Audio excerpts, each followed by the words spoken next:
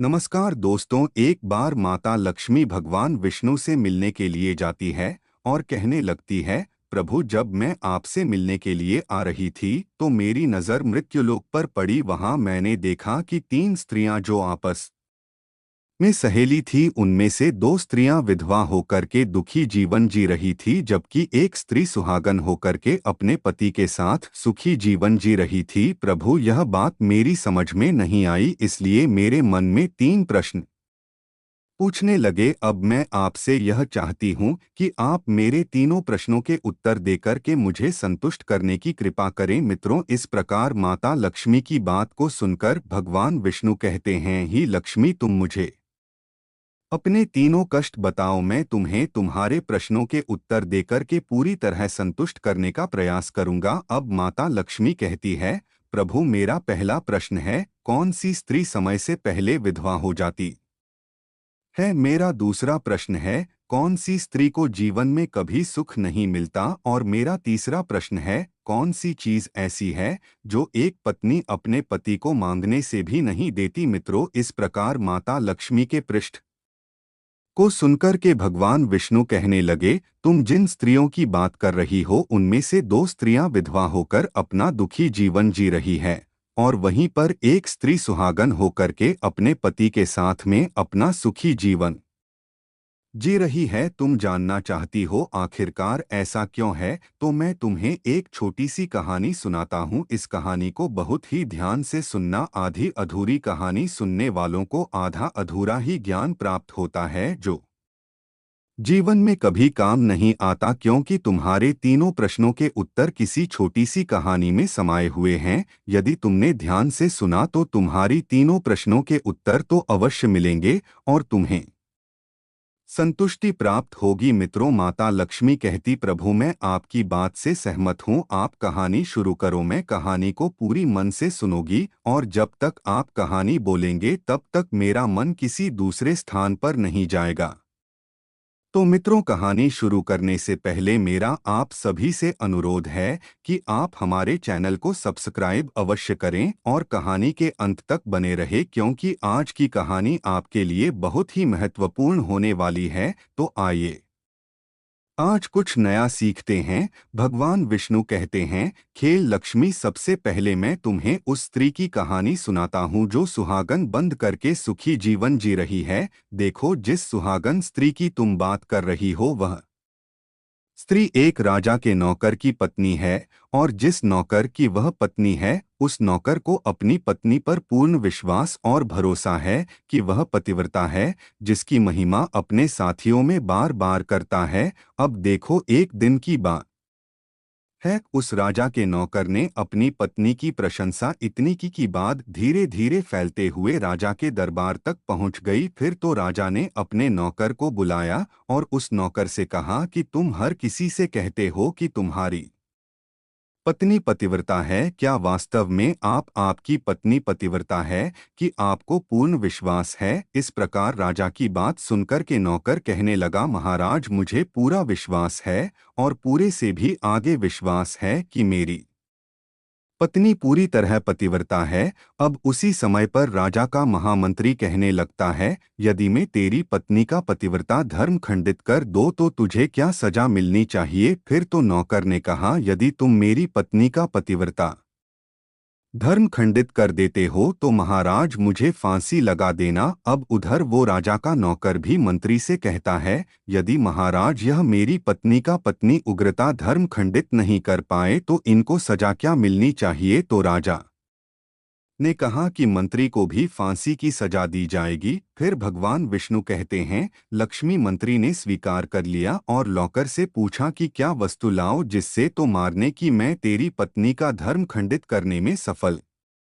हुआ? तो नौकर ने कहा, मंत्री, यदि तुम मेरे घर से जाकर के मेरे विवाह के समय पर मुझे एक पटका मिला था और एक करतार मिली थी, वो मेरी पत्नी ने बहुत ही संभाल कर रखी है, जो सुहाग की निशानी मानी जाती है। यदि तू पटका और कतार लाकर मुझे दिखा दे तो मैं मान जाऊंगा कि मेरी पत्नी का धर्म तूने पूरी तरह नष्ट कर दिया है। अब शर्त स्वीकार हो जाने के बाद में वह मंत्री शहर में जाता है और एक दूती से जाकर मिलता है। वो दूती हमेशा एक दूसरे से भिड़ने का काम करती थी और जो काम कोई नहीं करता था वह काम करने में सक्षम थी। फिर इस प्रकार उस मंत्री ने उस दूती को अपने स्वार्थ के लिए बुलाया और दुबई से कहा कि देखो, इस नाम का एक व्यक्ति है, उससे मेरी शर्त लगी है। और फिर उसने उस सच के बारे में उसको सारा कुछ बता दिया। फिर वो उस ड्यूटी से कहने लगा, तो कैसे भी करके उस स्त्री से मेरा संपर्क करवा दे, तुझे जितना धन चाहिए मैं उतना धन दूंगा। इस प्रकार मंत्री की बात सुनकर के दूती कहने लगी, भाई तू उस औरत के बारे में बात मत कर, वो औरत पूरी तरह से पतिव्रता है तेरी, और चुकेगी भी नहीं, तेरी शभी नहीं देखेगी, और उनके परिवार के व्यक्ति खूंखार है, तेरी खाल उतार लेंगे। तो मंत्री कहने लगा, ठीक है, यदि तू मेरा उससे संपर्क नहीं करवा सकती है तो एक काम कर दें, उसके घर जाकर के पटका और कतार चुरा कर ला दे, और उसकी पत्नी के गुप्तान के पास में यदि कोई चिन्ह हो तो वह भी मुझे देख कर के बता दें, फिर मैं तुझे मुंहमांगा इनाम दूंगा। यह बात दूती की समझ में आ गई और उसने कहा, ठीक है, मैं तुम्हारा काम अवश्य करूंगी। नौकर शहर में रहता था, दो नौकर के घर जाती है, उसकी पत्नी से जाकर बोलती है थी, मैं तेरी पति की बुआ हूँ, मैं कई वर्षों के बाद आई हो। फिर उस स्त्री ने कहा, आओ बुआ जी, मैंने आपको पहले कभी देखा नहीं इसलिए पहचान नहीं पाई।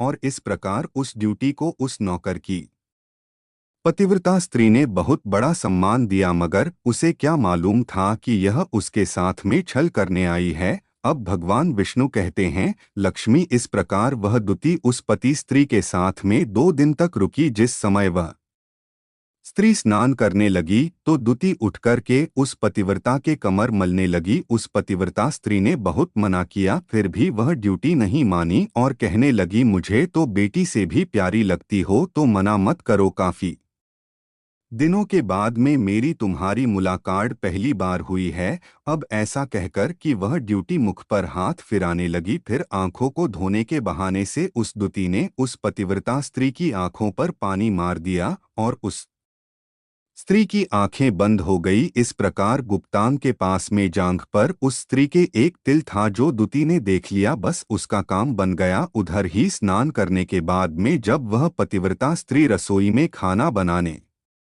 गई तो ड्यूटी को मौका मिल गया और उसने पटका और कतार उस नौकर के घर से चुरा ली और वहां से एकदम से भाग गई। और जाकर के दूती ने वह पटका और कतार मंत्री को दे दिए और उस पतिव्रता स्त्री के जांघ पर तिल की निशानी भी बता दें। फिर वह मंत्री पद का और कतार लेकर के सीधा राजा के दरबार में पहुंचा और राजा से जाकर कहा, महाराज, मैंने नौकर की पत्नी के साथ में 2 दिन बिताए और यह पटका तथा कतार उसी के हाथों से लेकर आया हूँ। फिर तो राजा ने दरबार लगाया और नौकर को बुलाया तथा महामंत्री से सभा में पटका और कतार नौकर को दिखाने के लिए कहा। फिर राजा की आज्ञा पाकर के मंत्री ने उस नौकर को पटका और कतार दिखाई और उसकी पत्नी की जांघ पर तिल भी बताया। तो नौकर मान गया कि वास्तव में आज मेरी पत्नी ने अपना पतिव्रता धर्म पूरी तरह से भंग करवा लिया। भगवान विष्णु कहते हैं, लक्ष्मी, फिर तो राजा ने फांसी का दिन 15 दिन के बाद में रख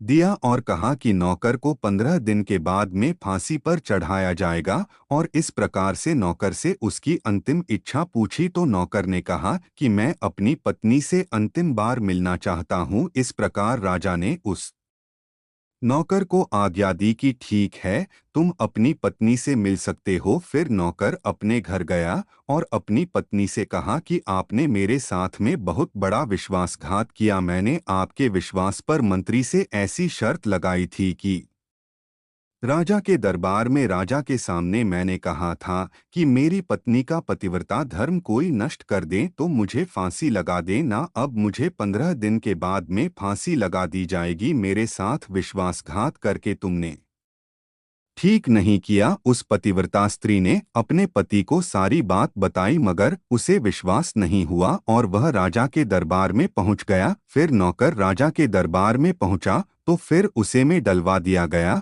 अब उधर नौकर की पतिव्रता धर्म पत्नी ने परमात्मा को याद किया और अपना भेष बदलकर के राजा के दरबार में गई और राजा से नाच दिखाने की आज्ञा मांगने लगी, क्योंकि वह स्त्री बहुत ही सुंदर थी और उधर राजा शौकीन होते हैं, इसलिए राजा ने आज्ञा दे दी कि सभी मंत्री संतरी आदि उपस्थित होकर कि इस सुंदरी का नाच करवाने की व्यवस्था करें। भगवान विष्णु कहते हैं, लक्ष्मी, फिर तो सब मंत्री महामंत्री राजा आदि दरबार में उपस्थित हुए और फिर उस नौकर की धर्मपत्नी ने जब नाचना शुरू किया तो राजा को उस स्त्री का नाच बहुत ही सुंदर लगा और फिर राजा ने कहा, तुम मुझसे क्या मांगना चाहती हो? तुम जो भी मांग होगी मैं तुम्हें वही दूंगा। फिर उस की पतिव्रता स्त्री ने कहा, महाराज, आपकी सभा में मेरा चोर है जिसने मेरे रुपए लिए थे मगर आज तक वापस नहीं दिए, उसे फांसी की सजा दे दीजिए। अब राजा ने कहा, ठीक है, बताओ मेरे दरबार में तुम्हारा चोर कौन है, उसका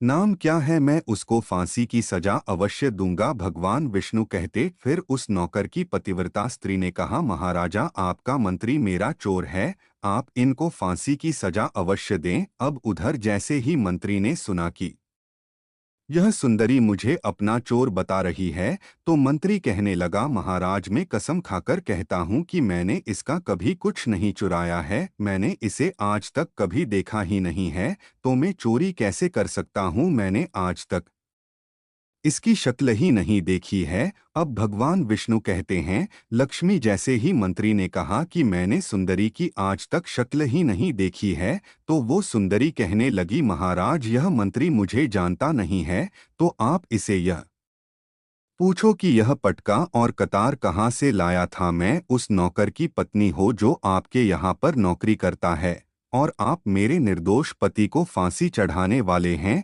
अब मैं आपको पूरी दस्ता सुनाती हूँ। यह जो आपका मंत्री है, इसने मेरे पास में अपनी एक ड्यूटी को भेज करके मेरी जांघ के तेल का पता लगाया और उसी ने यह पटका और कतार चुराकर केस को ला करके दी और आपके मंत्री के द्वारा भेजी गई दूती जब मेरे घर पर आई थी तो उसने मुझसे कहा था कि वो मेरे पति की बुआ है और वह पहली बार आई है, इसीलिए मैं उसको पर जान नहीं सकी। और महाराज, जिस प्रकार मैंने उस स्त्री को अपने यहाँ पर बहुत बड़ा सम्मान दिया और अपने घर पर उसके ठहरने की व्यवस्था की और इस प्रकार उस नौकर की पतिव्रता स्त्री की बात को सुनकर के राजा ने दूती को बुलाया। फिर उस दूती ने राजा को सारी सच्चाई बता दी, जिससे राजा ने उस नौकर को रिहा कर दिया और मंत्री को फांसी पर चढ़ा दिया।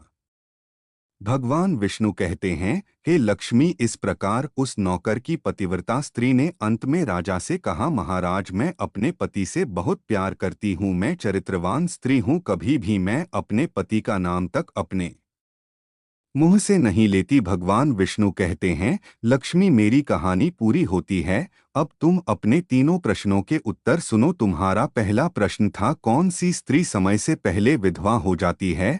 तो जो स्त्रियां अपने पति का नाम लेती है उस समय से पहले विधवा हो जाती है, क्योंकि पति का नाम लेने से पति की उम्र कम हो जाती है और समय से पहले ही उनके पति की मृत्यु हो जाती है।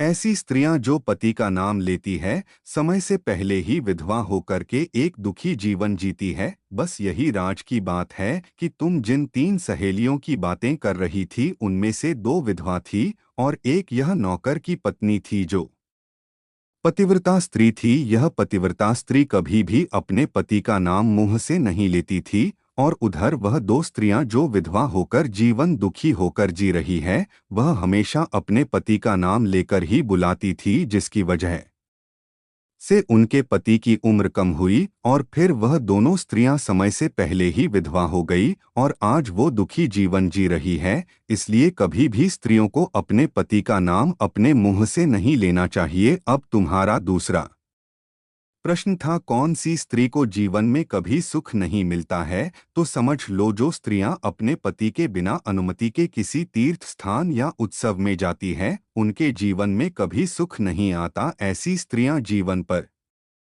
दुखी रहती है और उन्हें पति का कभी प्रेम नहीं मिलता। भगवान विष्णु कहते हैं, लक्ष्मी तुम्हारा तीसरा प्रश्न था कि ऐसी कौन सी चीज है जो एक पत्नी अपने पति को मांगने से भी नहीं देती, तो समझ लो वह चीज गाली है। चरित्रवान स्त्री कभी अपने पति को गाली नहीं दे सकती, और जो स्त्री गाली देती है वह स्त्री कभी चरित्रवान नहीं होती, और ऐसी स्त्री जीवन भर रोती है, उसके जीवन में कभी सुखी नहीं आती, और समय से पहले ही ऐसे स्त्री विधवा हो जाती है। मित्रों, इस प्रकार कहानी सुनने के बाद में माता लक्ष्मी पूरी तरह से अपने तीनों प्रश्नों से संतुष्ट होकर कहती है, प्रभु वास्तव में जो स्त्री चरित्रवान होती है वह कभी दुखी जीवन नहीं जीती है, क्योंकि ऐसे घर में लक्ष्मी का सदा वास होता है और वह घर धन धान्य से हमेशा भरपूर बना रहता है। ऐसी स्त्रियां हमेशा घर को स्वर्ग बना देती है। तो दोस्तों, यदि आपको यह वीडियो पसंद आई हो तो प्लीज़ आप हमारे चैनल को सब्सक्राइब अवश्य करें, वीडियो को लाइक करें और दोस्तों सच्ची श्रद्धा से कमेंट में ज़रूर लिखें, जय श्री राम, जय हनुमान। साथ ही देवों के देव हर हर महादेव सदैव आप पर अपनी कृपा बनाए रखें।